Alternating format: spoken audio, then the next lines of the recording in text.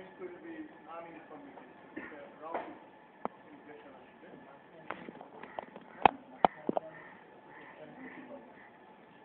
কেন একই তো এইখানে সেন্টার পেরিফেরি এটা এই সেন্টার পেরিফেরি এই মাঝামাঝি দুই জায়গায় এটা আঙুল রাখলাম two fingers are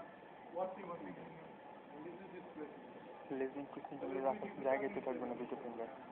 আবার এখানে দেখুন এটা তাই হবে না তাহলে ফ্লাকচুয়েশন লেস দেন 2 সেন্টিমিটার দুটো ফিঙ্গার রাখার তো জায়গা না ওয়াইলে ফিক্স করবা যে ধরো এই যে আমি একটু আগে দেখালাম this is this total motivation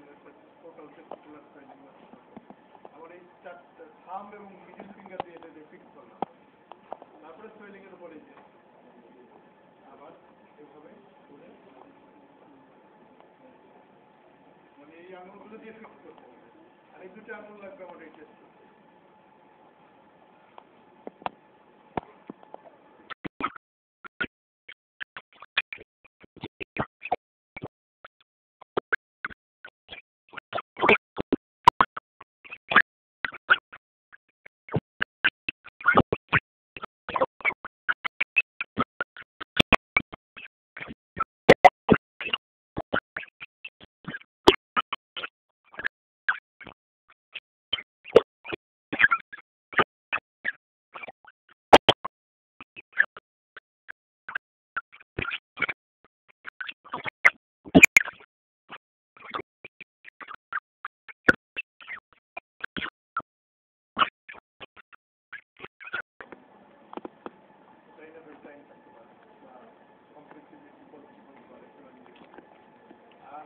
indentation, kind of indentation.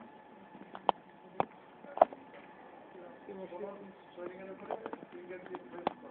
Press করলে ওইখানে একটা ফিট হয়ে থাকে ফিট হয়ে থাকে কখন যখন ওই সোয়েলিং এর ভিতরে কোনো পুটি ম্যাটেরিয়াল মানে সাদার মতো জিনিস আছে চাপ দিলে ওটা ফিট হয়ে থাকে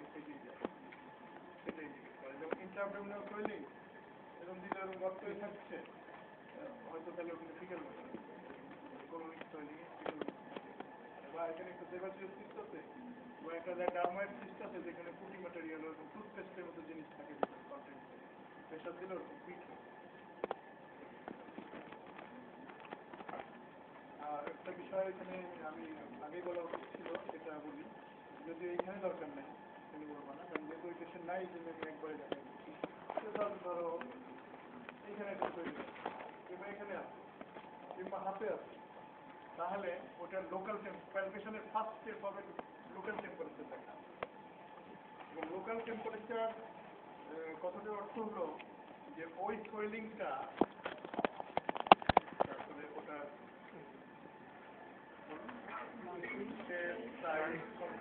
স্কিন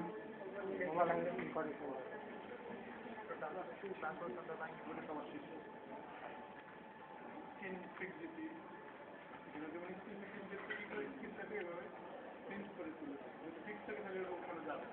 লেগে থাকে তারপরে আমরা যেগুলো দেখলাম যে ওটার পালসেটাইল কিনা তারপরে ফ্লাকচুয়েশন দেখালাম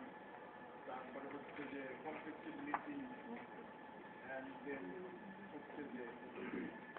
ইনডেন্টিবিলিটি আর